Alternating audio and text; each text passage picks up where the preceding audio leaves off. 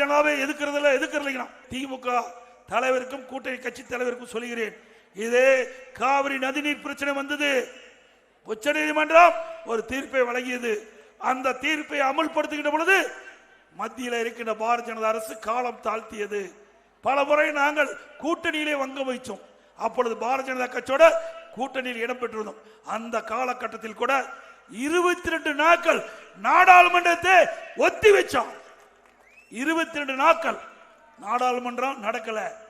நீங்கள் எப்பொழுது உச்ச நீதிமன்ற தீர்ப்பை அமுல்படுத்தினீர்களோ அப்பொழுதுதான் இந்த நாடாளுமன்றத்தை நாங்கள் நடத்துவதற்கு அனுமதிப்போம் என்று எங்களுடைய அனைத்து இந்திய அண்ணா திராவிட முன்னேற்ற கழக நாடாளுமன்ற 37 பேர் தொடர்ந்து நாடாளுமன்றத்தை தள்ளி வச்சு தமிழ்நாட்டு மக்களுடைய உரிமையை நிலைநாட்டிய கட்சி அதிமுக கட்சி.